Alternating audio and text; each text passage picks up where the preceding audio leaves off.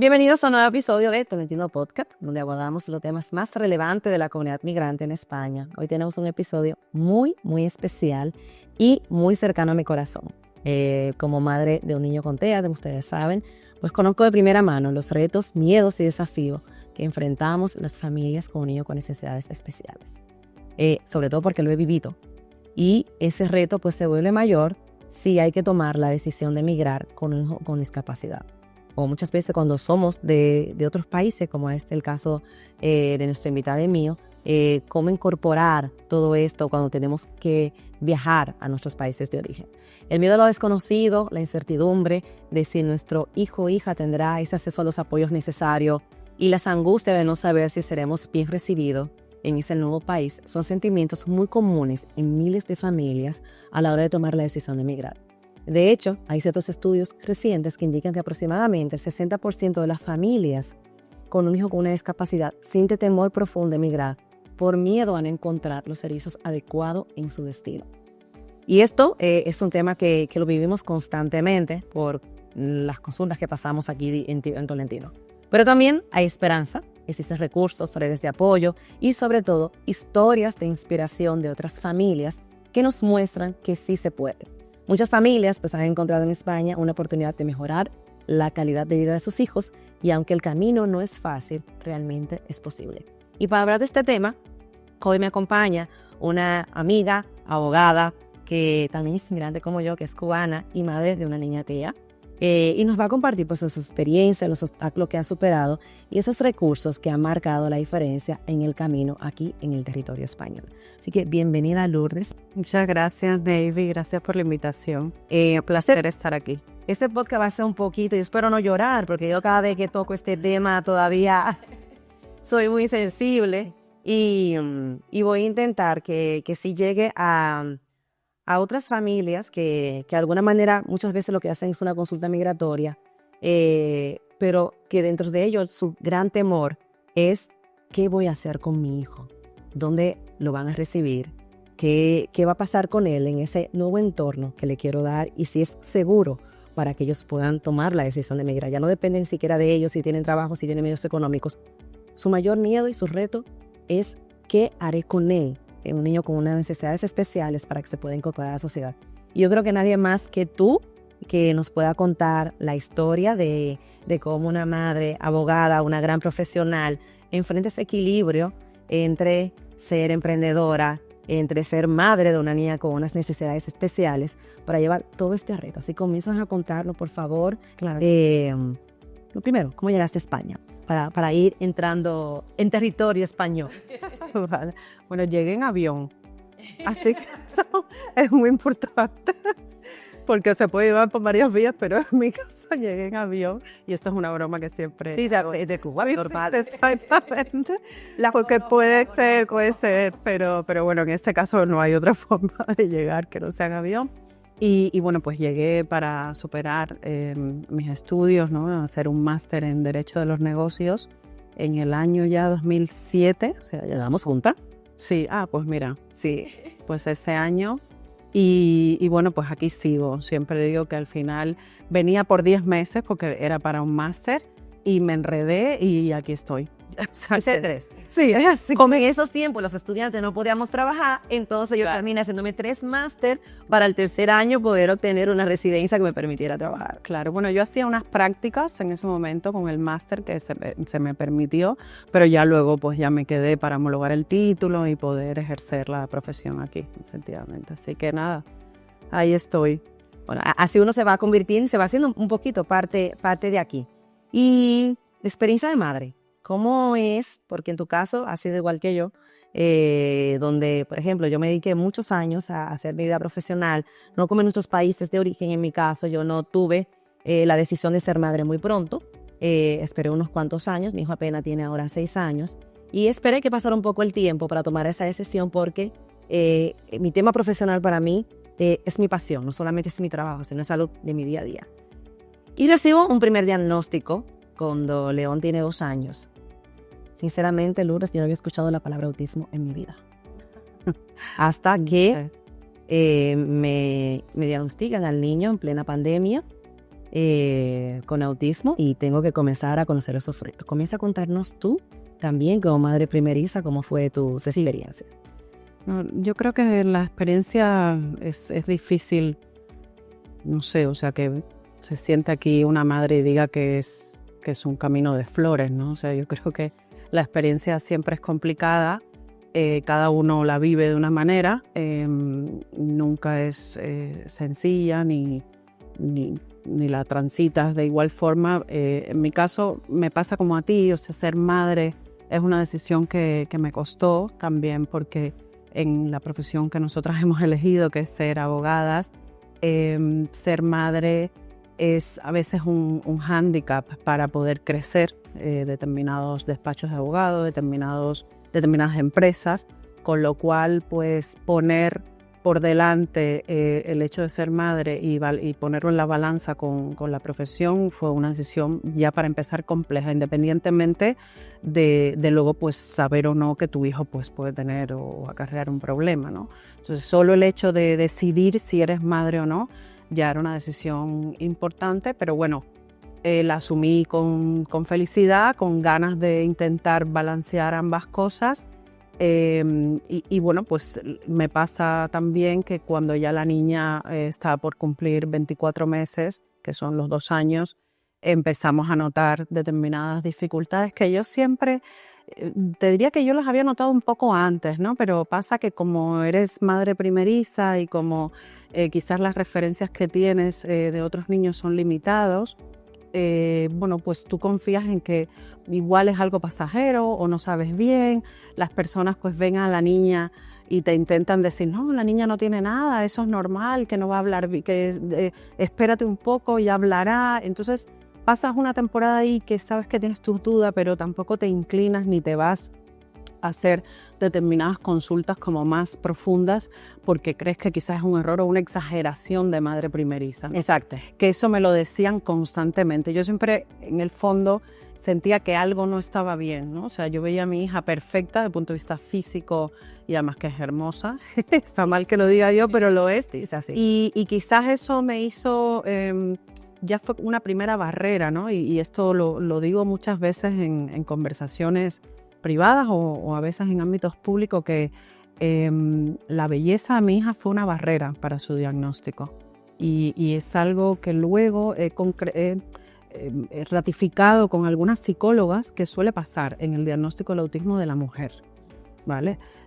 Porque lamentablemente a veces se asocian discapacidades o problemas en los niños y en adultos con expresiones fenotípicas del rostro, del cuerpo, y si el niño no tiene pues un hombro mal o un brazo o camina y lo ves bien y encima tiene la suerte de ser bonito o bonita, pues eso retrasa el diagnóstico, incluso retrasa que el médico se involucre en decir, espérate, vamos a echarle un vistazo a esto, ¿no? Y esto a mí me pasó y es un poco complicado porque reconozco que hay pediatras excepcionales y buenísimos a nivel español, pero bueno, tropecé con varios que no me diagnosticaron a la niña o que simplemente me daban, como decimos aquí vulgarmente, patada para adelante, ven dentro de 6 meses y ya hablaremos. Y yo decía, pues no puede ser, o sea, yo necesito... Es una edad que... Es una edad y entonces ella no expresaba otros síntomas, vamos a llamarle, o rasgos, ¿no? Pero siempre en el fondo yo sabía que había algo distinto en ella, ¿no? No sabía ni tenía la capacidad de ponerle ese apellido o esa palabra de autismo, pero bueno, que algo podía ser. Y sí que es difícil, Navy, porque primero transitas por una serie de circuitos a los que no estás acostumbrada, aún siendo una gran profesional. Esto es otra de las cosas que a mí me chocó bastante. Digo, bueno, si yo, que soy una mujer inteligente, me considero que tengo estudios, que tengo un nivel profesional altísimo dentro del país que vivo, paso trabajo y me cuesta aceptar lo que está pasando y llegar a los sitios que tengo que llegar, imagínate el que no tiene todo esto y encima también la parte económica, ¿no? Entonces sí que es cierto que el momento inicial, si no tienes una guía, yo siempre digo, bueno, pues ¿dónde me bajo yo una guía que diga qué tiene que hacer un padre cuando le dicen que su hijo puede ser autista, ¿no? Y siempre he dicho, ojalá hubiese un botón que apretar y ¡pum!, todo se solucionaría, no en cuanto a que el niño dejara de ser autista, sino a que todo lo que tienes que conseguir, que al final lo consigues, suceda en el mismo momento engrasadamente, ¿no? Tú, como si fuese un Tetris o un puzzle que encaja. Eso yo creo que sería el sistema ideal y no sucede así, ¿no? O sea, vas obteniendo cosas, vas haciendo paso, pero es que el tiempo va pasando, ¿no? Y entonces ya el niño no tiene 2 años, tiene 4, tiene 6, tiene 8. Cuando llegas al 8 ves que ya no le toca la terapia de tal, ya, ay, pues espérate, pero es que ahora me la dieron, tengo que ir para atrás. Es decir, es bastante complejo, desde rellenar las planillas para solicitar el grado de discapacidad. Yo sinceramente, en un momento pensé, digo, bueno, si no soy abogada, ¿quién entiende esto? O sea, alguien tiene que contratar un abogado para poder rellenar esas planillas. No son fáciles de rellenar. Espera que lleguemos a la escuela. ¿Vale? O sea, exactamente. Entonces es un proceso complejo desde la parte médica, desde la parte administrativa, desde la parte educacional y obviamente desde la parte familiar. Yo creo que a nivel personal a mí me cambió completamente, me hizo mejor persona en algunas cosas y peor en otras, sin duda, y bueno, pues es lo que es, o sea, es lo que somos y al final lo terminamos afrontando de manera positiva para que la niña, en este caso... Y el entorno familiar, sobre todo. El entorno familiar. Sí, en mi caso, yo sí tuve un diagnóstico temprano, estábamos en pandemia, y mi hijo tiene un retroceso, no sé si fue el caso de Lourdes, pero mi hijo, yo tengo vídeos que ahora veo, y él comía, saludaba, te decía adiós, lo hacía más o menos 16 meses, a los 18 meses comenzó la regresión. Yeah. Dejó de saludar, dejó de mirarnos a los ojos, y recuerdo que nos habíamos ido a las afueras de Madrid, estábamos en una casa cerca de la playa, y ahí es que yo detecta a mi suegra, estoy con mi madre y con mi suegra en plena pandemia, y me dice mi suegra, el niño ya no mira la cara, ¿tú no crees que deberías mirar? Y a mí no hay que decirme las cosas 2 veces. Yo directamente en plena pandemia comencé a buscar centros a ver dónde me daban un diagnóstico. Yo tan tranquila porque decía, seguramente no pasa nada, pero voy a investigar a ver lo que sucede. Y sí me voy a un centro que era privado, no era del Estado, y me dan el primer diagnóstico. Recuerdo que cuando llegamos a casa, me dijo mi pareja, ¿sabes lo que nos han dicho, no? Que el niño necesita terapia. Es decir, yo todavía no tenía como en mi cabeza lo que significaba el autismo en un niño. Si el niño todavía no decía ni una sola palabra y tenía ya 2 años. Y decía, es que puede que nunca hable, Navy. Claro, sí. En ese momento, quien entra en el estado de negación es él, y de no aceptación, porque claro, no es al mismo tiempo que los padres toman la decisión de un diagnóstico. Así. Y yo, muy positiva, me recuerdo que me llevé al niño a un restaurante que había ruido y luces, porque yo tenía que probarme a mí misma que él no tenía nada y que solamente me han dicho que él no habla, y como mi mamá me dijo que mi hermana habló a los 5 años, seguramente él iba a hablar más tarde. Es decir, tuvimos diferentes fases de duelo. No sé cómo ha pasado contigo desde el momento del diagnóstico y cómo se unió ese duelo que se vive en las familias de primero la aceptación. Va a llegar un diagnóstico, te dicen que sí, me da un diagnóstico severo, número 3, que fue el que me dieron para mi hijo. Y dije, bueno, ya veremos terapia e iremos viendo. Pero un diagnóstico número 3, yo no era consciente de lo que estaba recibiendo. Claro. Bueno, en nuestro caso el diagnóstico, te diría que, o sea, también fue, una vez me puse en ello, fue rápido, ¿vale? En el sentido que, bueno, cuando di con el médico adecuado, que además aprovecho para decir su nombre porque es espectacular, que es el doctor Fernández Jaén, es un neuropediatra que además está súper reconocido por Forbes como el mejor neuropediatra de España, ¿no? Y tiene su consulta en el Hospital Quirón, de ahí de Pozuelo. Este doctor además fue por un boca a boca de otra madre, que su hija no es autista, pero tiene bueno, pues algunos problemas neurológicos, y me dijo, vete a ver a este doctor porque sea lo que sea, es que este hombre es espectacular y si no es aquí te va a dirigir a donde sea, después de haber ido a la Seguridad Social y a otras consultas privadas de pediatría. Una vez conseguí esa cita con este señor, me pasó algo que no quería que me pasara, y es que no me dijo que me fuera. Es decir, yo esperaba ir, aquella mamá me dijo, si tu hija no tiene nada, te va a decir que no vengas más a la consulta. Y lamentablemente salí con una lista así de pruebas para hacerle a la niña. Entonces, ya me fui de ahí bastante, ¿sabes? Sentimentalmente en shock, porque el tipo de prueba que él me mandó a hacer, bien hecho por su parte, era una prueba de un espectro muy amplio, no para detectar autismo, para detectar cualquier cosa. Sí. Como neurólogo me fue muy sincero y me dijo, mira, Lourdes, de cerebro. un niño de esta edad, con estas características que tiene tu hija, que no se le ve a simple vista nada, si falla un elemento tan esencial como el lenguaje, es que podemos estar hablando desde un cáncer hasta una discapacidad, un mero retraso en el lenguaje, o sea, pero eso hay que mirarlo. Entonces, claro, tienes un espectro inmenso de cosas desde el punto de vista neurológico que mirar, ¿vale?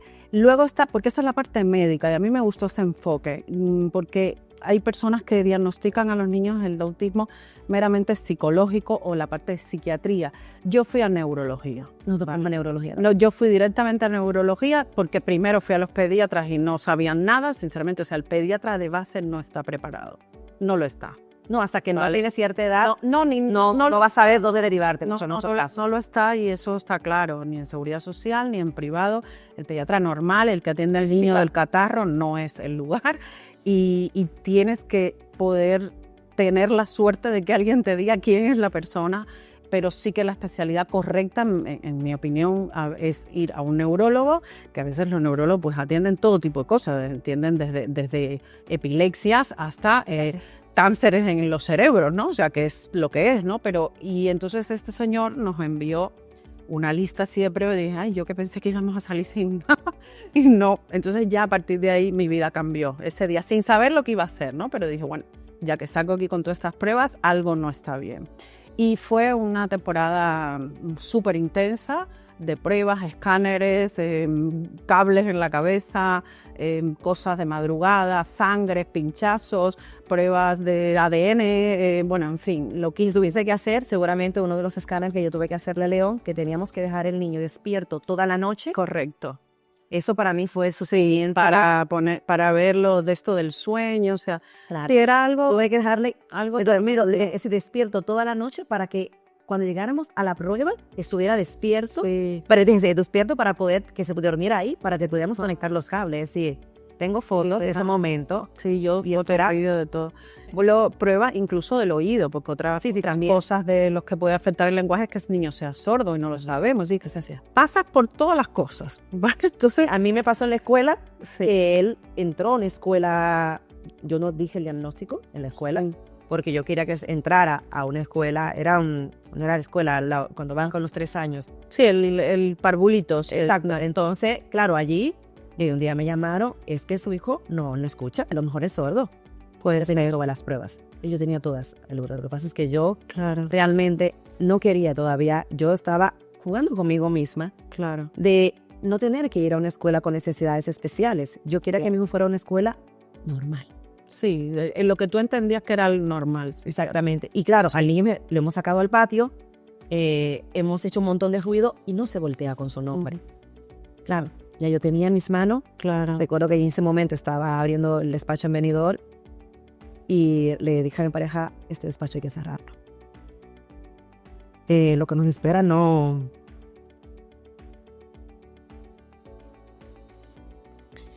es lo que creíamos. Y hay que empezar a cambiar el estilo de vida. Y me acerqué a la escuela y le llevé el diagnóstico de... Ay, sí. Tranquila. Tranquila. Bueno, yo creo que la parte más difícil es aceptarlo. Yo creo que me tardó un año más o menos, es decir, yo hacía las pruebas y todo, pero con la esperanza de esto no va a más, se va a solucionar, no me va más y es un simple diagnóstico que se va a curar. Era lo que uno piensa siempre. Y nada, fue lo que pasó y ahí comenzó con el tema del escáner, le hicimos el tema del oído, que esto es importante para que las personas que se encuentran en una situación similar sepan que no es que le llevo al pediatra, y que lo acabas de decir tú, no es que le llevo al pediatra y el pediatra va a decir si tiene un autismo. No, para nada. Si te tienes primero que ir a un centro especializado para niños con esas necesidades para que te hagan un diagnóstico y como has hecho tú, eso te van a llevar a una parte neurológica donde se van a comenzar a hacer los estudios correspondientes para tú solamente saber qué grado tiene y cuáles son las siguientes acciones que vas a tener que tomar. Sí, es complicado, o sea, no.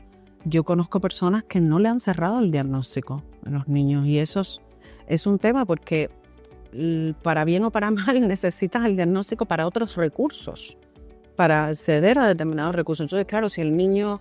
Yo recuerdo que a mí me dieron un sitio, la primera vez, un diagnóstico que era... a ver si me acuerdo, como una especie de retraso general del desarrollo. O el desarrollo, sí. Y yo decía, bueno, pues ¿eso qué es?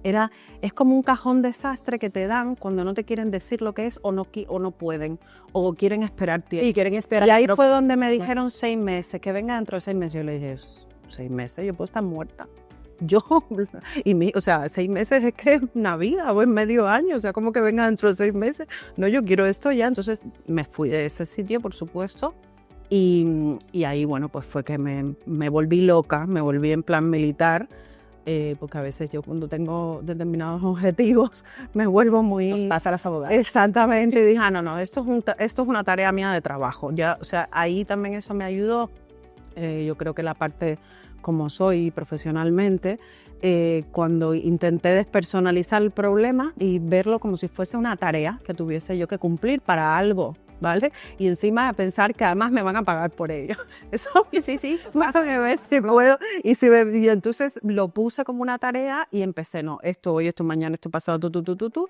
Y bueno, pues logré que la niña con 30 meses exacto ya tener el primer diagnóstico oficial, porque primero tuve el privado del doctor Fernández Jaén y luego lo validé en el Hospital Gregorio Marañón, que tiene un centro espectacular, luego podemos hablar de eso, que gracias a Dios nos aceptaron, porque claro, lo que te acepten desde los 2 hasta los 6, sí, es importante que vayan muy que te acepten también ahí era complicado, porque no aceptan todos los casos, y como ella tenía, pues era complicado que por el público no le querían terminar de diagnosticar, y ahí hay una unidad que se llama Unidad de Diagnósticos Complejos.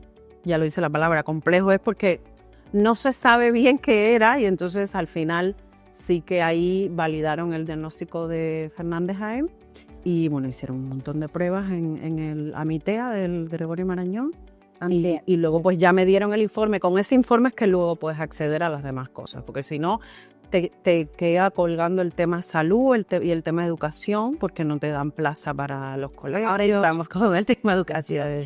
Por resumir un poquito, Lourdes, hemos hablado acerca de cuáles son las primeras fases que tienen que pasar las familias con niños con necesidades especiales para detectar un diagnóstico. Primeramente, en muchos casos, yo opto por irnos a la parte privada, como has hecho tú con tu caso, lo hice yo también, no todo el mundo tiene las facilidades y también lo puede hacer por la seguridad social. Por mi caso, yo me fui a una institución que era como concertada y estaba avalada para que yo luego llevara ese informe a la seguridad social. Es decir, la institución que yo asistí para llevar el informe de León me avalaba para que yo luego ese informe fuera válido en la seguridad social independientemente y ellos luego me hicieran otro informe. Con lo cual, el primer diagnóstico, como dijiste anterior, no es pediátrico. El pediatra te puede notar o no ciertos rasgos, pero si tienes duda, es mejor que vayas a un centro especializado para niños con necesidades para que le hagan la primera evaluación. Y esa primera evaluación te tiene que dirigir a informes neurológicos, informes de oído, para poder descartar todo. Es decir, hay que descartar psicológicos también. Psicológicos, que el corazón funcione correctamente, que no tenga problemas en el cerebro. Es decir, son diferentes informes que van a hacer que realmente tú des el siguiente paso. Entonces aquí vamos ahora a hablar pues de ese siguiente paso. Ya una vez has hecho la evaluación, tienes el diagnóstico, tienes los informes neurológicos, psicológicos, de oído para descartar cualquier otro problema y dar el siguiente paso. Ahora ya tenemos un diagnóstico y ahora, ¿cuál es lo que sigue? Bueno, yo te diría que más que dar el siguiente paso, antes de que te plantees dar el siguiente paso, tienes que estar pidiendo las citas del siguiente paso. Porque si no, cuando tienes los documentos que te permiten ir al siguiente paso, pasas otro año para que te den la cita. Entonces, yo recuerdo que igual, o sea, no sabía si mi hija era lo que fuese, ni tenía ningún diagnóstico, y yo por si acaso ya estaba pidiendo las citas de todos los temas que me tocaban de atención temprana, ¿vale? Si luego tuviese que cancelarlo, lo cancelas. Pero ¿Tú lo hacías por la seguridad social? no, pero atención temprana te toca para los colegios. Ah, ok. Es decir, a mí lo que me pasó es que todas mis dudas, vuelvo un pelín atrás, todas mis dudas sobre que Lourdes era distinta, sin ponerle ningún tipo de apellido a lo que tenía, me la confirmaron en lo que es la guardería, ¿no? Cuando ella ya estaba en la guardería, y eso la verdad que fue un apoyo buenísimo porque me validó como madre primeriza loca. No era una madre que estaba en lo cierto.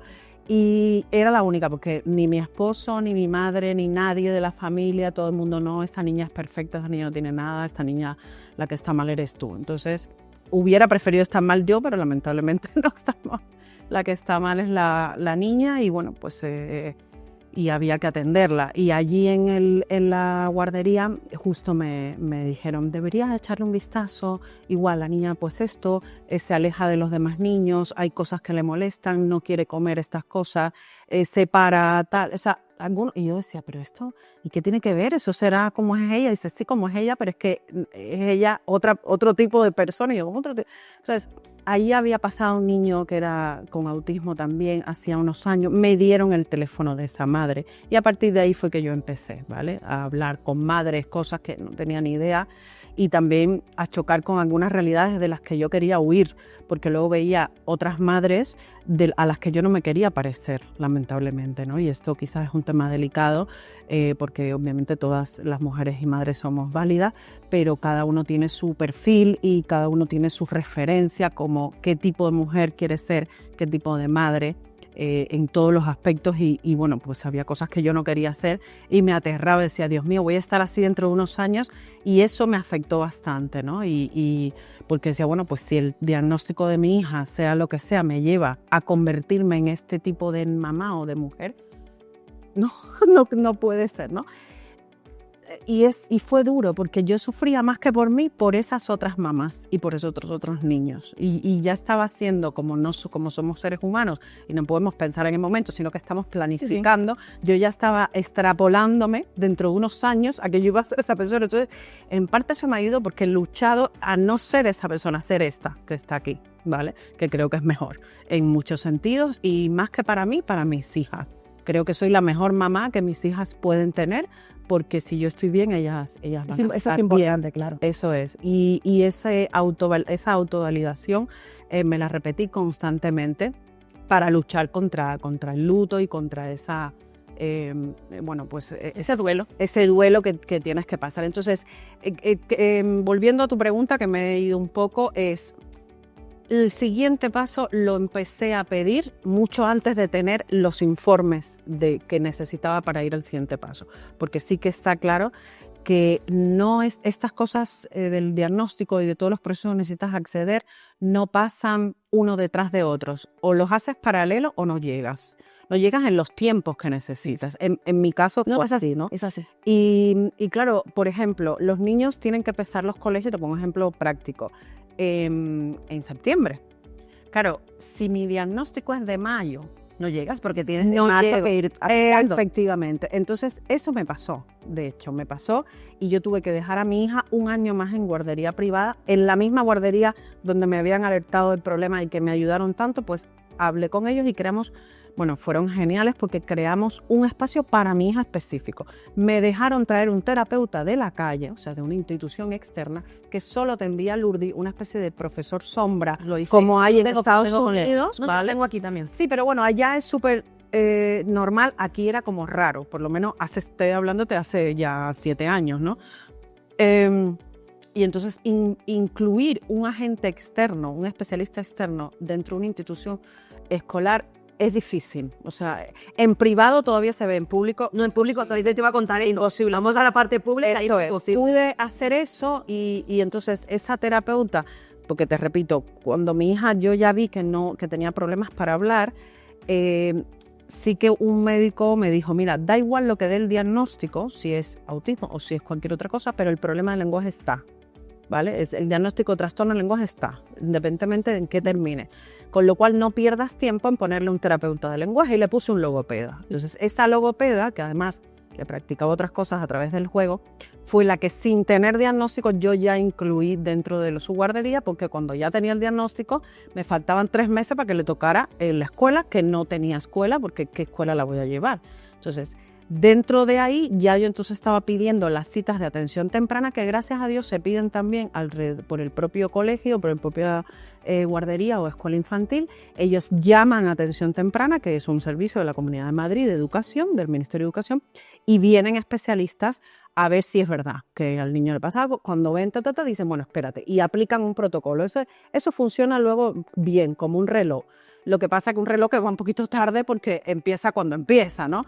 Y ahí ya es una negociación constante, con citas, con tal, con ir, con llorar, con espérate. Mira. Yo, para evitar como todo ese proceso, que lo veía muy tedioso del tema público, yo sí, cuando saco a León de la primera guardería, por el tema que tenía, encontré una escuela que estaba muy cerquita de casa, sí, que me aceptaban la profesora Sombra. Entonces yo, eso que decía, te conviertes en otra persona. Yo me hice un máster de análisis de la conducta aplicada. Y yo decía, yo no voy a ser psicóloga, yo no voy a dar terapias a nadie, pero yo necesito hacer este máster para yo entender qué le pasa a mi hijo, para yo poder explicarles a las personas cómo atender a mi hijo, para yo saber qué recursos necesito, para yo ponerme a su altura, para ponerme a su nivel de necesidades. Y yo me hice el análisis, el ABA, que fue la noción de la conducta aplicada, y estudié como no estudié para mi carrera, porque era súper duro, me lo habían avisado. Yo, no, pero eso era durísimo, me fue ese máster, y ahí entonces yo lo que incluyo es, ya entra una profesora Sombra en casa para dar terapias a León. Cuando salía de la guardería, ya él comienza con una guardería posterior, entonces entra la profesora Sombra, y yo incluyo a la profesora Sombra en el máster conmigo. Claro, ahí comienza ya otro ritmo de vida para nosotros. Y en vez de buscar una escuela concertada, que ahora te cuento lo que me ha pasado con la escuela concertada, que tú has tenido suerte porque tú comenzaste de antes, yo dejé que pasara el tiempo y fue un problema para yo entrar a León a la escuela. Por eso te decía esto otro. Claro. O sea, que uno tiene que ir haciendo cosas por adelantado. Y si luego las tienes que cancelar, cancélalas, ¿sabes? Entonces, como cuando pides una cita para ir a algo y luego no te hace falta y la cancelas. Porque si no, lamentablemente no llegas. Y el problema es que están llenísimos. No lo hace por claro, tanto en la seguridad social, en las escuelas. Pero es que, 5 plazas. O sea, nosotros optamos para evitar esto, irnos por la vía, es decir, con esta profesora Sombra encontramos un colegio, porque todavía no estaba en edad obligatoria, León apenas de entrada de edad obligatoria. Y pues como yo pasé todo ese proceso que estás comentando, el tema de las esperas y todo, y fui a 5 escuelas, 5 concertadas. Sí, yo fui a una escuela. Vi lo que era una escuela atea, vi lo que era el PET. Es decir, todo esto tuve que vivirlo y estar en lista de espera sin saber si mi hijo iba a entrar a la escuela o no. Ya. Para que te dijeran el día que tenía que entrar, es que no se desocupó la plaza. Ya. Entonces me tuve que quedar con este colegio que sí me aceptó la profesora Sombra, y hasta ahora mi hijo va acompañado de 9 de la mañana hasta las 5 de la tarde. ¿Es un colegio privado? Sí, es un colegio privado, una profesora Sombra. Claro, tiene unos costes que yo sé que muchas familias lamentablemente no pueden asumir. Yo me pongo en la posición, ¿qué hace una familia que no pueda asumir estos costes con esa situación? Claro. No, eso tú estarías en entre el 20 y 10% de la población que puede permitirse eso, nadie más. Claro, ahora León me entra a una escuela privada, y en esta escuela hemos tenido que salir de ello. Ya León lleva allí 3 años, pero es el último año que va a ser, porque ellos ya me han llamado para decirme que mi hijo no puede continuar la primaria con ellos, que mi hijo no tiene las capacidades para continuar con ellos. Y yo le pregunto, ¿pero es un tema de inteligencia? Porque León desde los 2 años lee. No es un tema social, que no se relaciona con sus compañeros, claro, que es un niño con TEA. Además es muy inquieto porque si la profesora escribe sin tilde, él va y la corrige y no se está tranquilo hasta que la profesora ponga la tilde. Sí, esas son cosas de ellos que nos terminan dando risa, pero claro que son problemas, sí. Es decir, claro. Son temas de adaptación. Estamos en una sociedad donde hablamos tanto de la inclusión, donde hablamos tanto de las necesidades especiales, y luego nos encontramos el día del autismo, yo con mi hijo, hizo unos regalitos para sus compañeros para que entendieran que él era autista, porque mi hijo ha encontrado libros en casa por todas partes y lo encuentro a veces en rincones leyendo lo de que significa el autismo. Entonces ella sabe que es diferente. Mi hijo va a tener 6 años y él debe entender que él no juega igual que sus compañeros, que él no hace las mismas actividades que sus compañeros. Y en clase yo le pedí permiso a los padres, escribí al grupo de padres porque la escuela no me permitía nada, para poder ese día, ya que la escuela no iba a hablar del autismo, nosotros nos fuimos con los teachers a la escuela a llevarle un presente a cada uno de los niños para que supieran que tienen un amigo en clase que es diferente. Claro. Con el permiso de los padres, sobre todo yo lo hice. Primero les comenté, mi hijo es diferente, mi hijo tiene estas necesidades, y como la escuela no iba a hablar del autismo, nosotros hicimos un libro y nos fuimos a la escuela a hacerlo. Sí. ¿Por qué? Porque yo estoy viendo en una sociedad donde no se está incluyendo y yo necesito que él entienda que es parte de ello. Nada, que al final este año en la escuela me ha dicho que el niño no puede continuar, me ha animado a irme y es una escuela privada. Y claro, se supone que estamos en un sistema de educación donde tiene que haber 2 niños por aula, aun sea privado o público. En una escuela pública debe haber 5 puestos, creo que o son 2. Sí. Y en una escuela privada tiene que haber mínimo 2 puestos para niños con necesidades especiales, donde te están limitando. Una de tus facetas en esas que te has convertido, quiero que me cuentes un poco el tener un segundo hijo antes de entrar a la parte escolar, porque creo que fue un proceso ahí. Yo decidí no tener más. Ya. Fue una decisión personal y sé que muchas madres se plantean también un poco el de si tener otro hijo o no. Yo decidí que no. Yo no pude decidir nada. ¿Cómo fue tu paso? Todo esto que te he contado antes, yo ya estaba embarazada, ¿vale? Ok. Es decir, que encima viví todo esto con una barriga así. Claro. Y hasta que llegó un diagnóstico, claro, bueno, 3 años, 2 años. Claro, y entonces ya, además, de hecho me vino súper bien. O sea, yo creo que Pepa ha sido una niña que me vino bien desde el primer momento, porque como estaba embarazada, pude, o sea, a veces, y esto es algo que puedo decir ahora, y es una confesión, por primera vez aquí en tu podcast, decía que iba a médicos para mí y no era verdad. Era para temas de Lourdes. Pero como estaba embarazada, pues Claro, claro. Y entonces, o sea, porque si yo no hubiese estado embarazada, era como raro, ¿no? Salir tantas veces por la niña y tal, y la gente te preguntaba. Entonces, era o sea, se me hizo más fácil, fíjate, hacer esas mentirillas piadosas de decir, tengo una consulta. Nadie lo sospechaba y nadie me preguntaba qué le pasa a tu hija, porque hubo mucho tiempo en que yo no quería que nadie me preguntara sobre el tema de qué le pasa, ¿no? Entonces, claro, todo eso, estando embarazada, pues ya me ayudó. Ya Pepa estaba ahí ayudándome con ese tema. Y con todas las excusas para poder ir al médico con Lourdes o otras cosas que tenía que hacer. O sea, no solo médico, a veces tenía que ir yo sola para tener información, ¿vale? O sea, a veces hay consultas que vas tú solo, no vas con el niño, para tú tomar información y saber cuáles son los siguientes pasos, etc. Entonces ya Pepa estaba ahí en mi barriga y justo sí que tuve que hacer un parón porque llegó un momento que yo ya estaba en un nivel de que estaba a punto de dar a luz y con todo lo demás abierto y recuerdo que el papá de Pepa, mi esposo, me dijo, da a luz y después sigue. Entonces esas 3 frases yo dije, vale, tienes razón, paré, di a luz a Pepa. Estuve 3 días y al día siguiente ya empecé otra vez con ese círculo loquísimo de poder encargarme de Lourdes, ¿no? Y ahí el reto, Navy, fue duro porque yo quería disfrutar de mi bebé y no pude, porque, o sea, de Lourdes disfruté un montón porque cuando era bebé no sabía que era autista ni lo sospechaba. De Pepa no. De Pepa se me fue rapidísimo porque además yo tuve el bebé y bueno, pues tuve apoyo en casa para que me cuidaran de Pepa para poderme encargar. Pero digo que me vino bien porque, claro, me dio la oportunidad de tener baja de maternidad. Yo creo que si yo no hubiera tenido la baja de maternidad, todo eso que hice de manera rápida, escalonada, anticipada y todo lo que te he contado, no lo hubiera podido hacer porque estaba súper concentrada en mi trabajo. estaba de baja por maternidad, intentaba seguir trabajando, pero no sentía la presión de tengo que estar en la oficina, tengo que hacer esto, mis clientes me están esperando, ¿no? O sea, podía dedicarme a esto otro gracias a la baja por maternidad. O sea, que quizás si yo no hubiera estado así, a lo mejor todo lo que te estoy contando hubiera pasado más lento o más difícil. Entonces me sirvió muchísimo esa etapa, sin perjuicio de que fue duro porque obviamente veía a mi bebé de lejos, ¿no? O sea, yo recuerdo estar con Lourdes saliendo tal y a Pepa allí cargada por la chica que estaba en casa y decía, ay, pero tengo ganas yo de tenerla o de llevarla al parque y no podía y tenía que irme con la otra pues a pruebas y cosas desagradables realmente, ¿no? Y te repito, yo siempre viví todos esos procesos hospitalarios que hoy vivo de una manera distinta. En aquel momento era muy duro porque, entrar en un hospital psiquiátrico infantil, pasamos por psiquiatría también, que eso es de las palabras más feas que suenan, ¿no? O sea, neurología todavía dices, bueno, es un poquito fashion.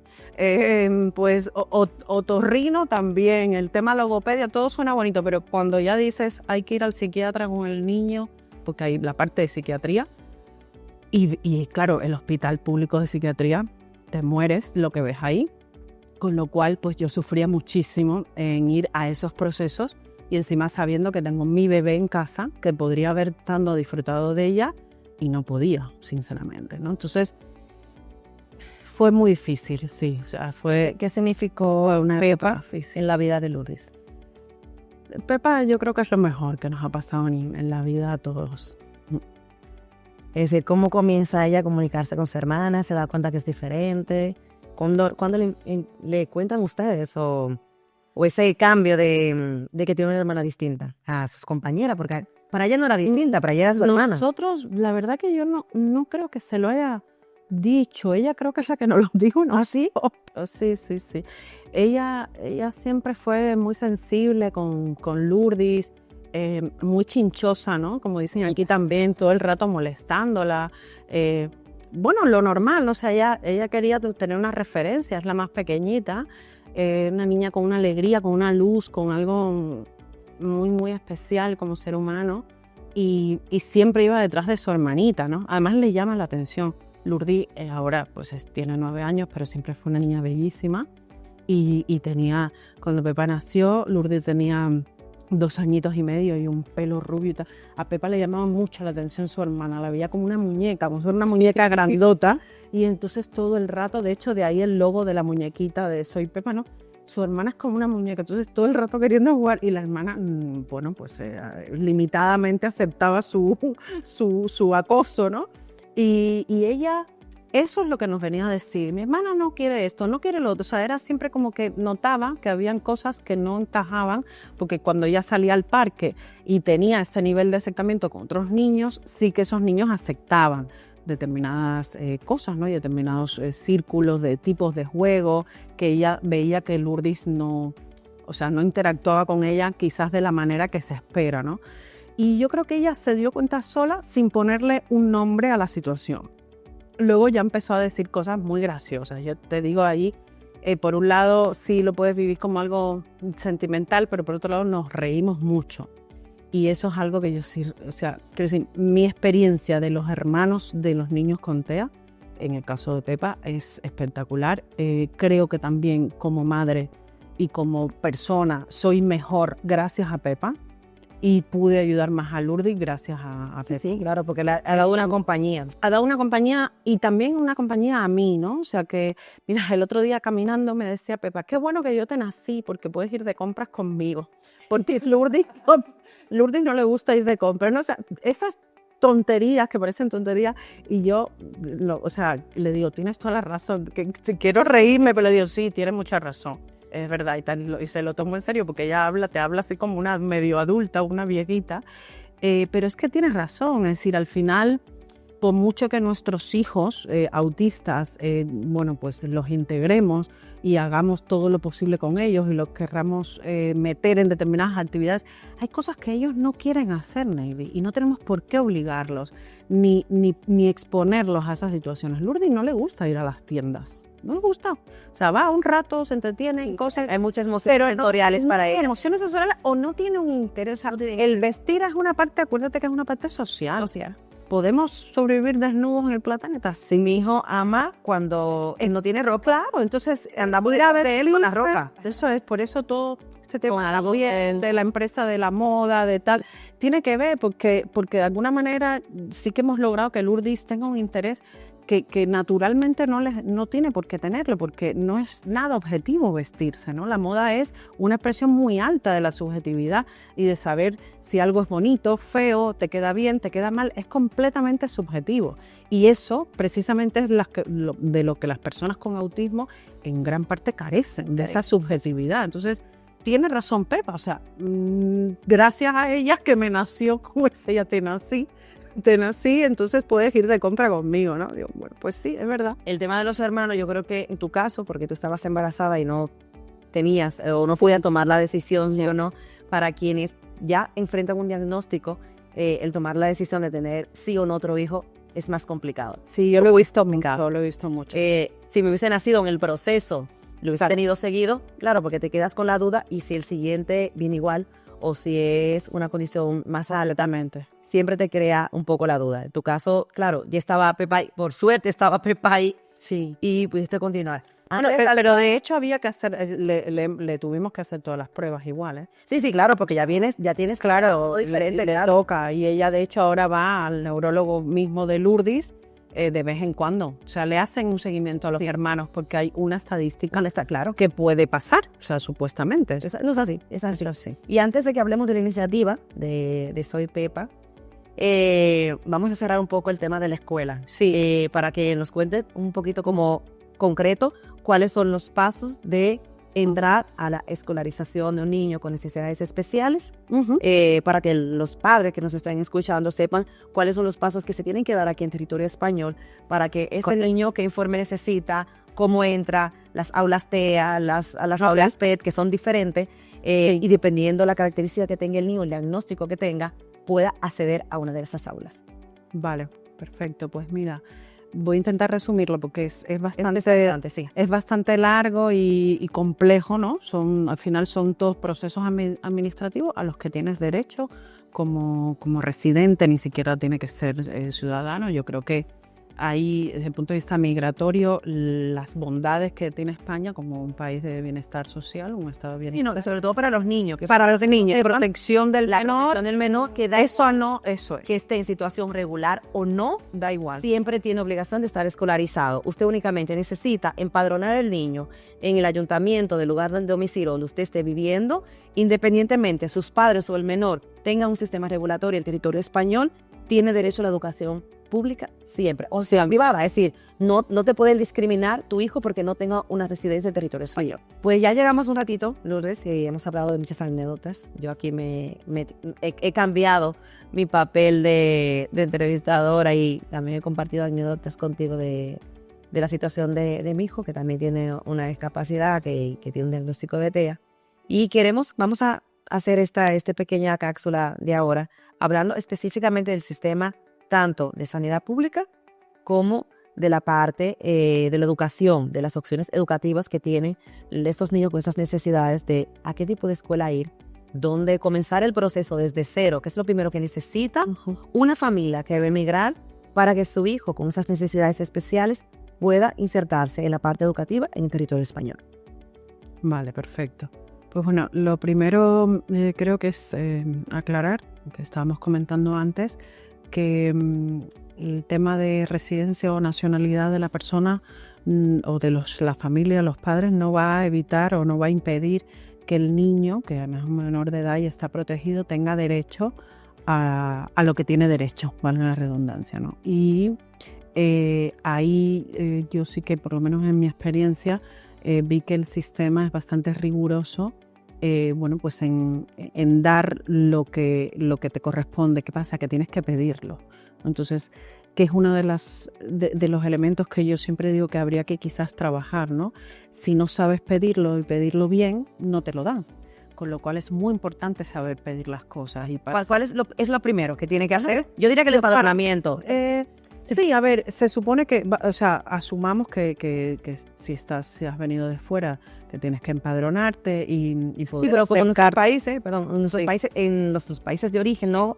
saben lo que es un empadronamiento porque no hay un registro. Claro. Yo siempre les digo, hay que registrarse una vivienda en territorio español. Eso es. Eso es lo que se llama empadronamiento y es lo principal. Está registrado correcto con el niño y además eso es un trámite súper sencillo que en cualquier oficina de la Comunidad de Madrid se hace y luego pues a partir de ahí ya ahí mismo, de hecho muchas veces en esas mismas oficinas te pueden derivar a la Consejería de la Familia y el Menor y que hay bastante, por ejemplo hay una a la que yo voy que es en O'Donnell, en la calle O'Donnell 50 y ahí ya pues tienes una serie de información a la que puedes preguntar qué necesitas exactamente, ¿no? Entonces yo creo que para el tema de el trámite de discapacidad, que es importante solicitarlo, pues se solicitan este tipo de entidades en la oficina de la familia del menor y bueno, pues son una serie de formularios que tienes que poder rellenar, entender lo que dice para empezar. Por suerte,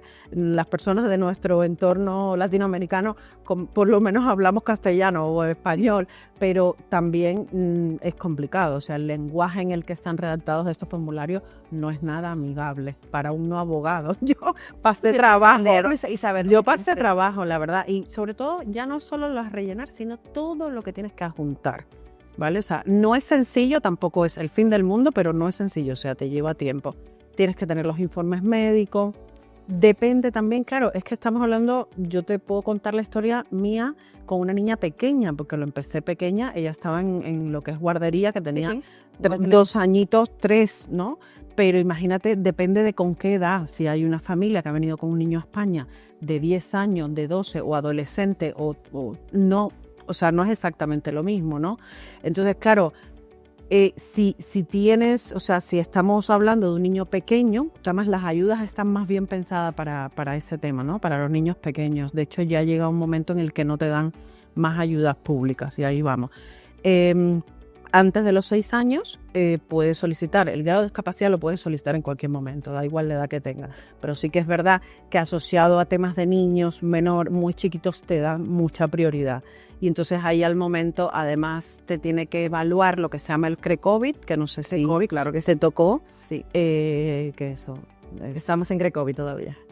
Yo nunca más fui, o sea, yo fui una vez, me dieron mi papel de que la niña le tocaba un centro base y que tenía que escogerlo y que me daban una terapia gratis a la semana y obviamente no fui. Yo te voy a contar por qué lo hicimos. Nosotros ya lo hicimos apenas ahora, porque como te comenté anteriormente, nuestro hijo sí ha tenido profesora sombra desde los 3 años que entró a la guardería infantil y siempre le he estado acompañando en este colegio privado con una profesora sombra. Ahora, para pasar a una escuela concertada pública, sí necesitaba esto, claro. Necesitamos, entonces como él estaba buscando un centro para que el niño pudiera integrarse con sus demás compañeros ante las necesidades que tenía, yo necesitaba el informe de CRE-COVID. Y el informe de CRE-COVID es vital, por supuesto, sí. Para que puedas, en este caso, tener el informe de discapacidad y la tarjeta que te va a ayudar luego a los siguientes pasos. Ya cuando entro aquí con CRE-COVID, nosotros nos dieron el de Down, que está cerquita de aquí, que es un centro y él tiene 2 terapias a la semana, aparte de todas las que tiene. Sí, y yo, lo llevas. Sí, pero después, a ver, ya él va muy más avanzado de lo que realmente necesita. Entonces nosotros queríamos probar un poco y si no lo fuéramos a necesitar, liberar la plaza para otro niño. Eso es lo que hice yo, porque realmente a nosotros nos daban una a la semana y obviamente se agradece, pero... Sí, yo en este caso hemos como evaluado, porque sin eso él no puede luego acceder a las escuelas concertadas. Claro. No, a ver, yo tuve el informe de CRE-COVID muy pronto porque Lourdes no tenía, bueno, pues eso, antes de los 4 años. Entonces ya con eso, con el informe de educación que nos los hicieron, lo que se llama atención temprana, al momento en la guardería, que era una guardería privada, atención temprana se acerca, da igual, y hicieron todas las evaluaciones y entonces tienes tu informe y ese es el informe que te da y que te dice qué nivel de escolarización puede tener tu hijo y te recomienda. Luego tú como padre puedes o no cumplirlo, pero la verdad que yo ahí sí vi que de alguna manera te daban un enfoque bueno de qué necesidad educativa tiene tu hijo, ¿no? O tu hija en este caso. A mí atención temprana me ayudó bastante en cuanto a ese informe, junto con el informe médico de Gregorio Marañón. Todo eso es lo que de todo eso es lo que puedes presentar para el tema de grado de discapacidad. El grado de discapacidad realmente luego pues aplica para determinados beneficios, un poquito de descuento en el tema fiscal que es irrisorio, algunas ayudas, qué sé yo, pero vamos, que no es nada que nos va a salvar la vida. Pero quizás para determinadas familias o según qué patrimonio o qué recursos siempre es una ayuda positiva, Claro, ¿vale? claro que sí. Y además es un reconocimiento, oye, que el niño pues tenga su tarjeta de discapacidad es importante, ¿no? Discapacidad te dan para tener ayuda, transporte, para el para- transporte y para Ujú. estos servicios de natación, por ejemplo, para muchas cosas, tienen sí. factores positivos. Tiene exacto, y determinados sitios en los que no hay que pagar, si entras, etcétera. Por ejemplo, la Warner, Eso. por tener la tarjeta de discapacidad, En iba a cualquier comprar parque de estos públicos, hacer cola por tener la tarjeta de discapacidad y Correcto. tienes un pase VIP para ti y 3 acompañantes más, algo así. Hay muchas opciones, yo creo que es importante. sí, por lo menos algo. Las necesidades del niño, por ejemplo, mi hijo se pone muy nervioso en las colas. Sí. Y yo me fui a comprar un pase, me dijo, Te hacen pasar antes. claro, puedes pasar antes, es decir, es un tema de cómo se puede regular un poco y qué opciones tienes con una tarjeta de discapacidad para que tú le puedas dar un entorno necesites a tu hijo. Sí, yo creo que cada vez se van ampliando más todos los recursos a los que puedes acceder con la tarjeta de discapacidad.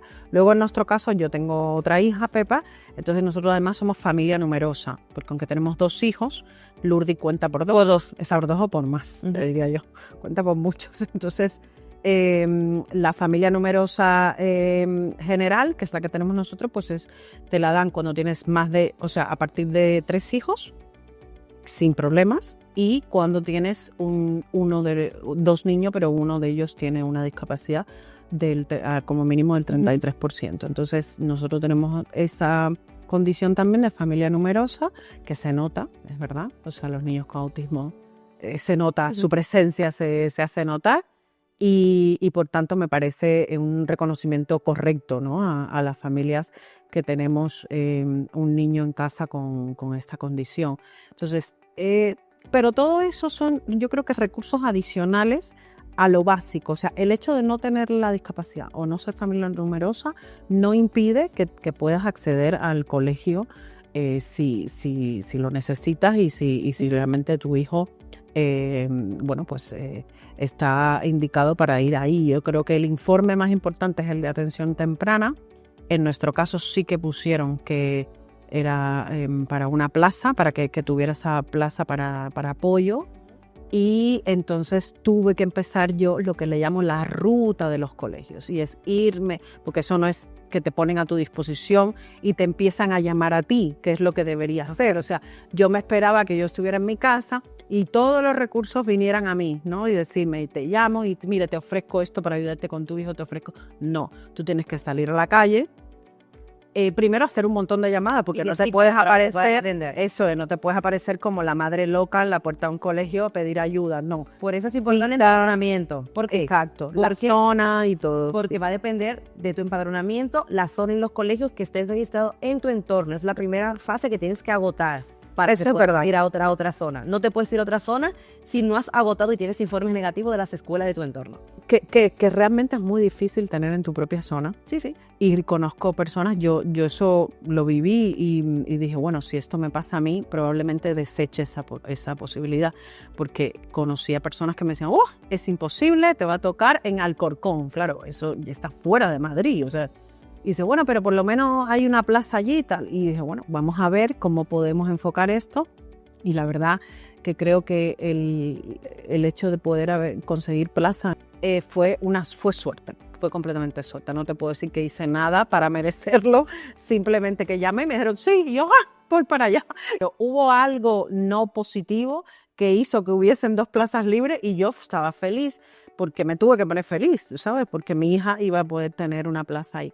Y recuerdo porque además entró ella y otra chica que tienen la misma edad, 2 niñas que nunca habían tenido, porque son más niños los que tienen autismo en general, la estadística.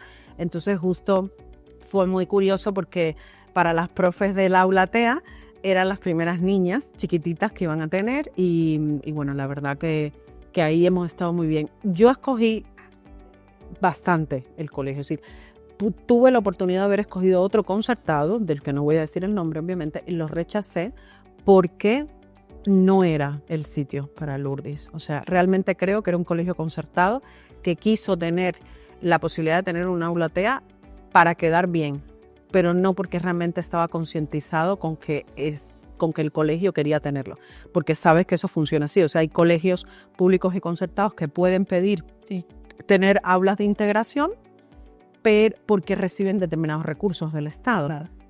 Pero realmente no va en su ADN del colegio, ¿sabes?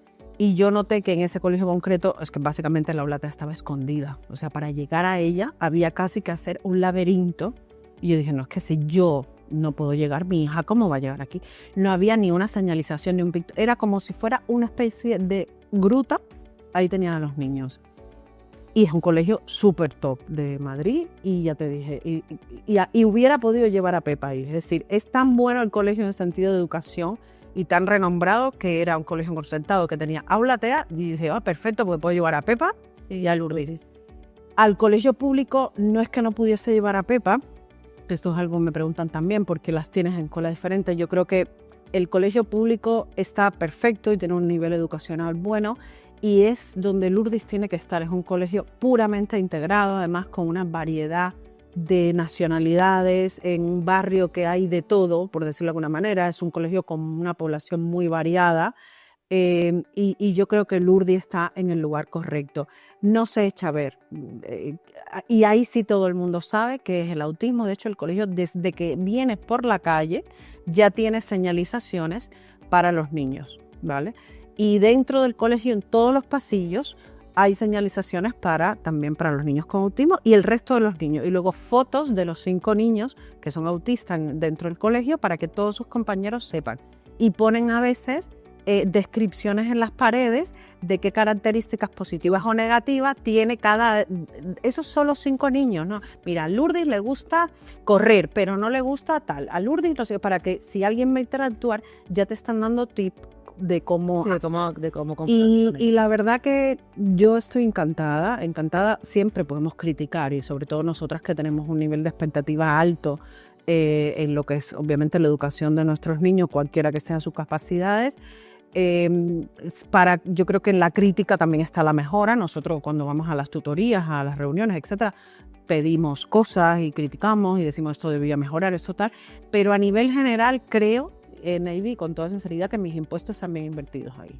O sea, lo único que he visto es lo que realmente, porque claro, es que tenemos derecho a ello, ¿no? Claro. Luego, si puedes o no acceder, depende de este tema de las plazas, aunque realmente deberían hacerte plazas. Sí, pero te hace... Eso es una realidad. Una cosa, pero no te la tu hacen. zona, Pero no, te tienen que hacer. O sea, si tú tienes el informe de que tu niño tiene, o sea, que atención temprana debe darte o sea, que la educación debe darte un aula de integración con apoyo, te la tienen que dar. Es correcto. ¿Vale? Salvo que tú no quieras, y puedes llevarlo a cualquier otro sitio. Entonces, luego, pues eso, ese trabajo de localizar qué colegio es, lo haces tú. Pero, como acabas de decir, tienes que llamar. No es que el colegio va a ti. No. Te dan un listado de colegios en la zona. Tú eliges entre ese listado de colegios que existe, vas haciendo tus citas, sí, y con los informes que tienes ya correspondientes, pues vas a ver en qué lugar tienes plaza para que puedas acceder a... Así es. Luego sale una lista y tienes que ir a verla y leer el nombre. ¡Ay, salió! Y casi sacas una botella de vino ese día. Ya sabes que has participado en la plaza. Sí, puede que te llamen para saber si has salido beneficiado o no con la plaza. Y si no, te informas con la educación de tu comunidad para que te muevan a otro colegio fuera de plaza, fuera de tu zona, para que tu hijo reciba la atención que merece en el colegio o en la escuela pública o concertada que realmente pueda acceder. Así bueno, yo creo que es un camino que no esperas, un camino, pero yo creo que España sí nos ha dado la oportunidad de tener nuestros hijos con integración, que es lo que más buscamos, que en otros países yo creo que es la parte que más les afecta a esas familias, de no encontrar escuelas donde se encuentran con una integración social y real de lo que es el autismo, de que tienen compañeros que se encuentran con esas necesidades y que realmente se necesitan integrar a la sociedad y que se conozcan.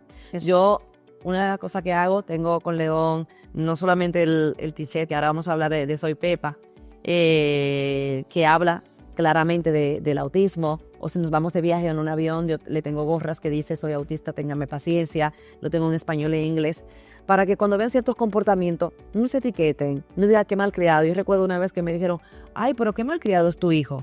Tenía 2 años, yo 2 años y medio, apenas tenía el diagnóstico.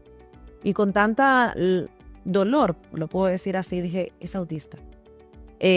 Como no me juzgue, escuchemos y no juzguemos, veamos qué situaciones tiene cada uno, tiene cada familia, antes de etiquetar a otros por el comportamiento que consideramos nosotros que no es el adecuado. Eso es. Entonces, Bueno, Naivi, esto daría para otro capítulo No, no. entero. El análisis, el behavior analysis del resto del mundo y de la sociedad ante esas situaciones me paso, y también igual a veces siempre si ves, intento sacarle cosas graciosas a la situación, ¿no? Pero yo, como dicen en mi tierra, me paso la vida fajada con la gente, ¿no?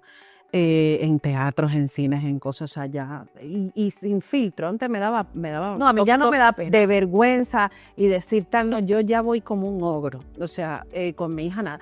Pero ya tengo la suerte que he podido delegar esa función porque Pepa claro. está ahí siempre para defender a su hermana como la primera. Ya casi ni llego a tiempo yo de pelearme con nadie porque ya Pepa resolvió la situación, ¿no? Y eso es genial, ¿no? Y ahí podemos, si quieres, hablar de qué hay con este proyecto y todo. Vamos a entrar en materia, vamos a hablar de la iniciativa de Soy Pepa, qué impacto ha tenido, qué significado tiene para tu familia. Este movimiento, pues yo lo llamaría casi un movimiento que ha hecho Pepa con su hermana, y de qué manera ustedes han mostrado esto al mundo. Ay, pues la verdad que es algo muy, muy especial para nosotros. Yo creo que nunca imaginamos, ¿no? Poder estar pues, ni en una conversación como esta, ni en otro tipo de espacios, poder tener la oportunidad de hablar algo así, ¿no? Para nosotros sigue siendo un proyecto pequeño, una empresa con potencial de crecimiento y desde el punto de vista tanto empresarial como social, pero ya el solo hecho de que bueno, personas como tú se interesen y en general pues otros medios, otras instituciones, ya para nosotros es algo bonito, ¿no? Y como dices tú, un movimiento que ayuda, y solamente hablar de ello ya hace que llegue a otros sitios, ¿no? La empresa con la marca Soy Pepa, que es la marca de moda, fue algo que surgió un poco imprevisto, ¿no? Y cuando tú hablabas antes del diagnóstico de tu hijo en pandemia, yo tuve el diagnóstico de Lourdes antes de la pandemia, pero sí que es cierto que el momento más importante del vínculo entre ellas dos fue durante la pandemia, ¿no? O sea, la pandemia, dentro de todo lo que trajo malo, nos dio a nosotros, personalmente y familiarmente, la oportunidad de que las niñas pudieran tener un espacio que antes no tenían. Por razones obvias, primero, cuando están en edad de estas de escolarización, tienen unas rutinas completamente ocupadísimas, casi más que nosotros, y como son dos y encima con necesidades distintas, cada una, por decirlo de alguna manera, hacia su vida. De manera que la parte de poder coincidir era más limitada, ¿vale? Entonces, bueno, si te puede pasar a ti como mamá con tu hijo, entre ellas también le sucedía esto, ¿no? Y bueno, fuera del fin de semana no había mucha más interacción, y además con el añadido de que Lourdes para interactuar le costaba bastante más, ¿no? Entonces la pandemia fue el momento, yo creo que para Pepa, el momento estrella de ella poder desplegar su riqueza de personalidad con su hermana, ¿no? Ella dijo, esta es la mía y aquí lo voy a lograr. Y ella era muy chiquitita, no tenía 3 años todavía, 2 añitos y medio, y entonces siempre fue pues muy creativa, le encanta dibujar, le encantaba la moda, cosas que veía jamás, como una niña pues muy coqueta y preguntando cosas. O sea, tenía mucha sensibilidad con las cosas bonitas, con verse bien, pero desde muy bebé. O sea, es algo, yo creo que hay personas que tienen estas sensibilidades, como a otros les gustan las matemáticas, pues hay personas que les gusta el color, el diseño, el arte, y yo creo que Pepa esto lo tenía, ¿no? Y esto fue lo que usó de alguna manera para empezar a acercarse a su hermana, o al revés, lograr que su hermana se acercase a ella, ¿no? Porque ella, yo creo que notó que el hecho de invadir el espacio de la hermana, ese espacio el autismo, era complejo porque su hermana la rechazaba, y la dejaba jugar un ratito, pero luego ya no quería más. Sin embargo, ella creó un espacio de ella, de colores, de desplegar lienzos para pintar, de hacer cosas con muñecas, bueno, en definitiva, todo un tipo de recurso artístico que ya Lourdes solita iba, y eso fue algo que ganamos, porque realmente, y luego pues está psicológicamente demostrado, los niños con autismo tienen mucha, atracción por temas de texturas. Uh-huh. Algunos repelen las texturas, pero otros les gusta, o los colores o las cosas más visuales, ¿no? Entonces Pepa se dio cuenta que sin necesidad de hablar ni de invadir a su hermana, de quiero jugar y tocarla y cogerla para que viniese y tal, solo con ponerse a dibujar cosas, la hermana venía a ver, porque Lourdes enfocaba la vista en esos dibujos y ya estaban cerquita, ya no hacía falta que se miraran. Este contacto visual que nosotros necesitamos y buscamos tanto en los niños, para ella no era importante. O sea, ella tuvo que parar una nariz de payasos para lograr que León nos mirara. Para Pepa solo era importante que Lourdes estuviera cerca de ella, cerca, sentir su contacto, sentir que estaba ahí. Y entonces era un momento de alegría y cada vez fue surgiendo más y surgiendo más. Incluso empezó a ayudarla con el lenguaje, que Lourdes obviamente ya tenía sus terapeutas de lenguaje y sus logopedas, pero sí que es cierto que la manera en la que Pepa le introdujo determinados conceptos básicos, de dibujitos básicos infantiles, a Lourdes le dio otra visión, ¿no? O sea, porque no es lo mismo que lo esté pintando su hermana o que sea un dibujo infantilizado de algo que es del entorno del mundo, hecho por una niña, a que se lo dé un adulto, ¿no?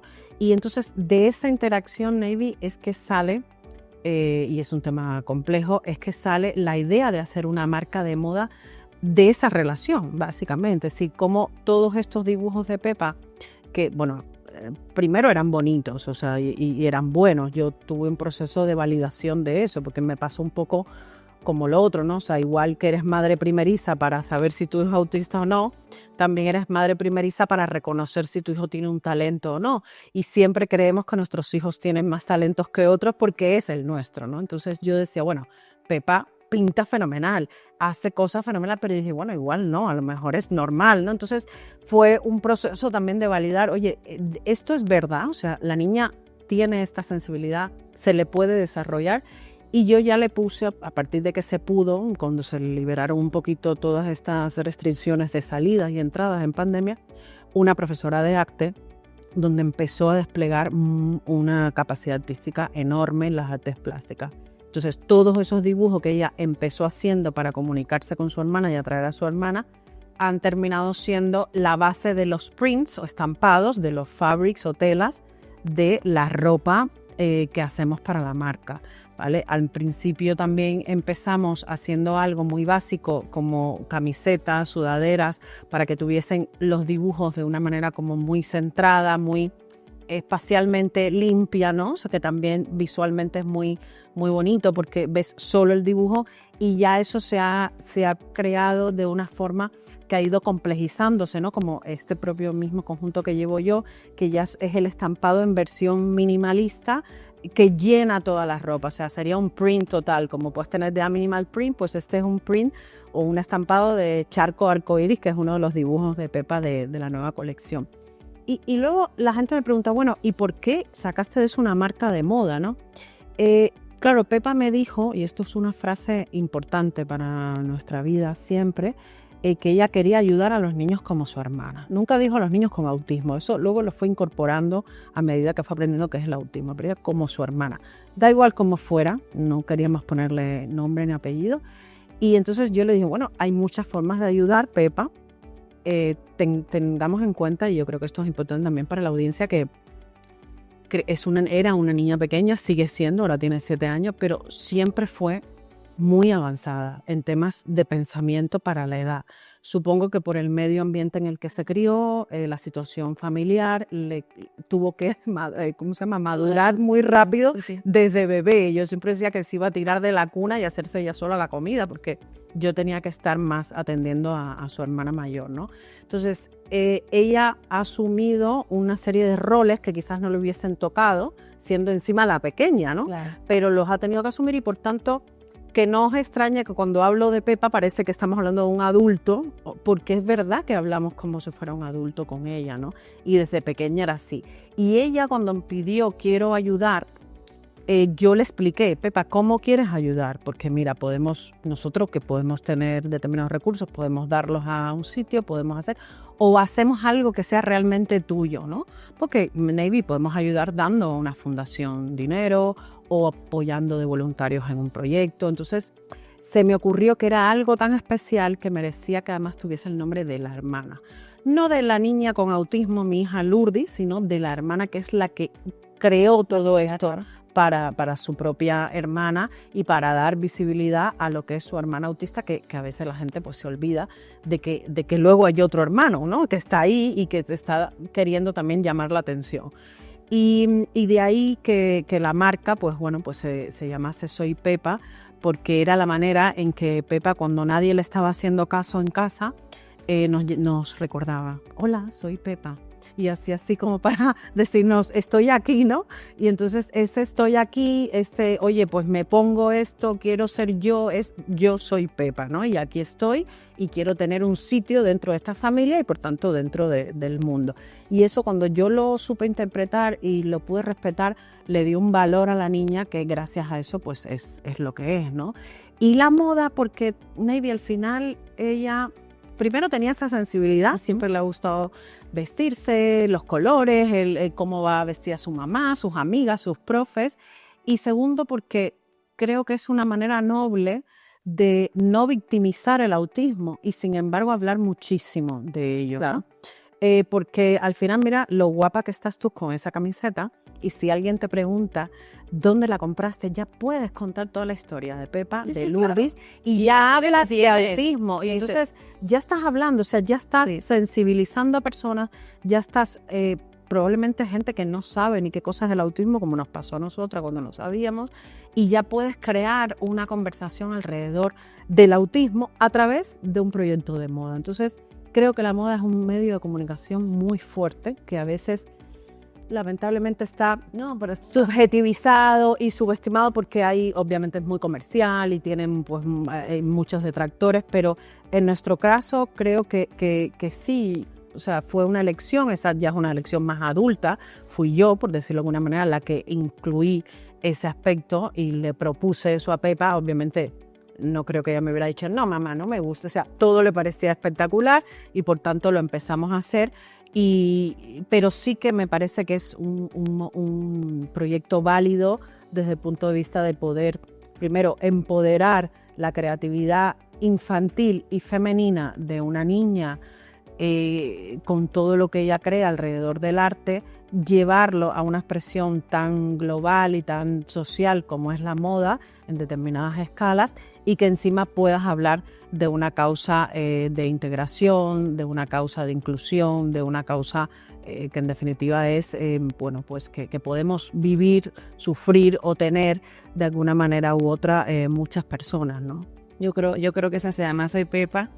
Ha venido para cambiarnos lo que es el concepto que se tiene sobre el hablar o no del autismo. Porque hay muchas etiquetas en este tema. Yo tengo amigas que tienen hijos y que no les gusta que se hable. No, yo entiendo que es un tema de privacidad. Yo en cambio he querido difundirlo, hablarlo, porque considero que ha ayudado a que otras personas encuentren ese diagnóstico, que lo pueden tener en el corazón, pero que no han dado el paso. El hecho de yo hablarlo, de yo normalizarlo, sin romantizarlo, porque las cosas como son, hay momentos muy duros, ha ayudado a que muchos otros encuentren ese espacio. Yo creo que este proyecto de Soy Pepa, hablamos del autismo, nos vestimos de autismo y le damos esa presencia que tiene que tener en la sociedad como realmente la merece.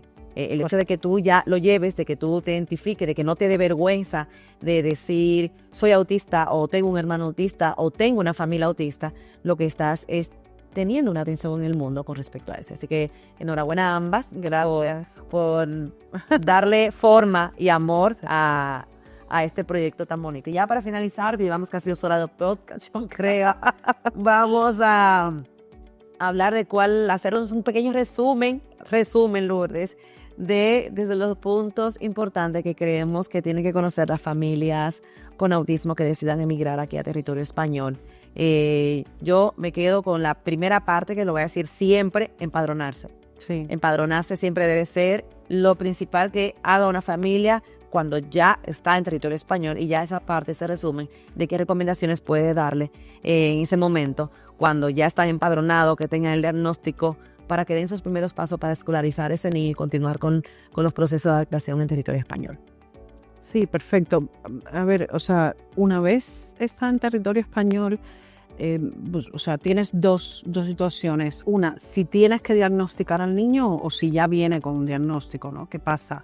A veces vienen familias de fuera que tienen ya el diagnóstico y por tanto el problema es encajar ese diagnóstico con lo que se entiende aquí, ¿no? O sea que, y eso ha pasado, Navy, o sea, ha pasado personas que tienen diagnósticos de autismo que luego aquí en España no se lo validan. No se lo validan y tienen que, o sea, creen que ya con eso pueden, no. O sea, para lograr cualquier cosa necesitamos el informe médico, el informe médico público de España. Dar un informe que tengas de tu país de origen, pero tienes que tener el informe de aquí para que el informe oficial en España sea el que te abra las puertas para las siguientes solicitudes que vas a hacer. Correcto.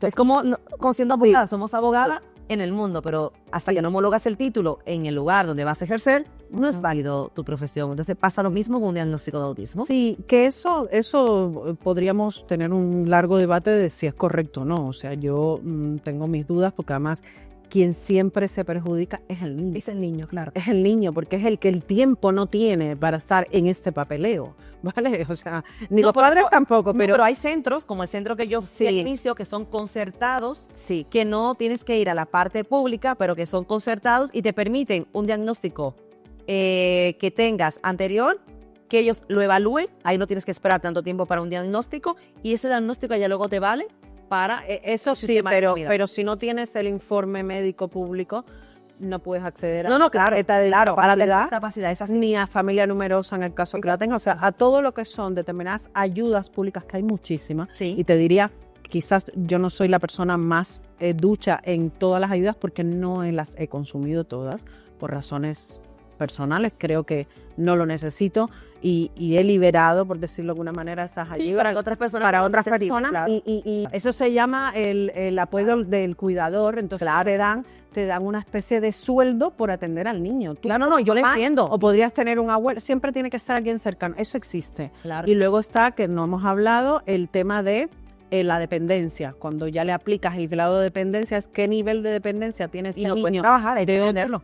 Vale. O sea, realmente se podría acceder a muchísimas más cosas de las que yo como mamá y como familia tenemos, ¿no? Pero lo básico, que es discapacidad, la tarjeta o el grado de discapacidad, y el de familia numerosa, si tienes más de 2 niños o un niño con autismo y otro sin autismo o con lo que sea, eso sí que sin un informe médico oficial de un hospital público no lo puedes acceder. Entonces yo creo que eso es lo principal. O sea, una vez empadronado, si puedes ir al hospital público, ya sea a través del centro de salud que te toque por la zona, o que vayas a una consulta que luego te derive al especialista, ahí sí que te pueden ya hacer los informes médicos para poder solicitar esto. Y lo mismo pasaría con el tema de educación. Si quieres que tu hijo tenga una plaza en un centro público, en un centro concertado, para lo que se llama plaza de integración, o que tenga su logopeda, que tenga su aula TEA, que ya te los pone el propio Estado, el propio sistema, eso también necesita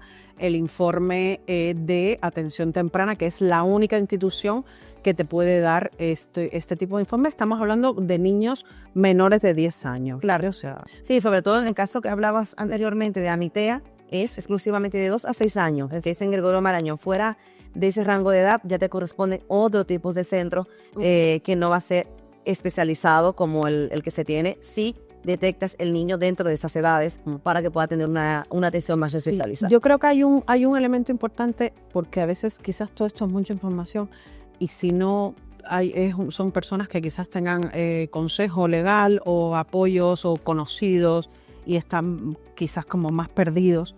Hay una figura dentro del sistema que se llama el trabajador social, que es muy importante, ¿vale? Yo no sé si tú has echado mano de ello o no.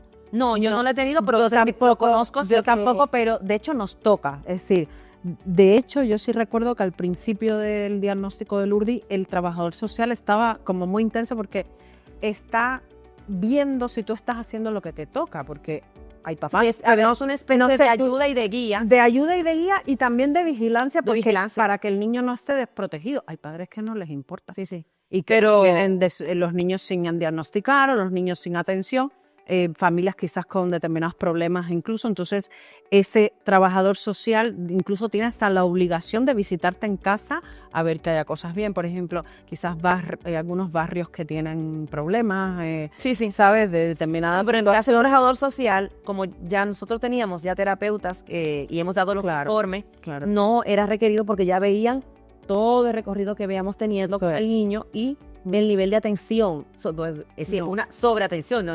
Claro, nosotros tampoco, pero sí que mucha gente lo usa porque el trabajador social te ayuda en muchísimas cosas y incluso a veces te ayuda hasta decirte a qué lugares ir, citas. Por ejemplo, yo con trabajadores social ha ayudado mucho a personas emigrantes que no hablan el español. Claro. Imagínate, personas de Filipinas, personas, lo conozco, porque les dan mucho apoyo, porque a veces es que, imagínate rellenar estas planillas y de todos estos formularios, si ya no hablas español es un problema. Entonces, esta figura es útil y a veces te la puede un propio bufete recomendar a dónde ir a verlo, a los trabajadores sociales o en las propias oficinas de la Comunidad de Madrid. Muchísimas gracias, Lourdes. Muchísimas gracias a todos ustedes por quedarse aquí con nosotros. Y sobre todo a ti por escucharnos mutuamente y contarnos tu historia, por brindarnos un mensaje de esperanza. Sé que muchas familias se verán reflejadas en la experiencia y encontrarán en tus palabras el impulso para seguir adelante. Así que quiero agradecerte, ¿verdad?, este pequeño espacio para que tu equipo también viniera aquí con nosotros y pudiéramos compartir. Y así cerramos este episodio de un nuevo segunda temporada, por decirlo así, de Tolentino Podcast. Muchísimas gracias a todos ustedes por estar con nosotros, por seguirnos hasta este final y a quienes comparten la experiencia y conocimientos en este Tolentino Podcast. Gracias a nuestra audiencia por acompañarnos. Recuerden que la información es poder y aquí hemos dado una cantidad de información valiosísima. Estamos para ayudarles y para que ustedes puedan tomar las mejores decisiones. Nos escuchamos en el próximo episodio con temas más clave para la comunidad migrante. No olviden suscribirse, compartirlo y sobre todo, si eres familia TEA, no te olvides visitar la tienda de Soy Pepa, que vas a encontrar cosas chulísimas en las que te puedes sentir identificado. Y en ese momento en el que tú no quieres hablar, que yo estaba viendo en estos días un letrero que andaba una mami, tengo un hijo autista, pues aquí no tienes que tener el letrero porque esto ya habla por sí solo y sabes que realmente tienes una familia TEA que es importante. Así que hasta la próxima. Gracias por acompañarnos. Gracias.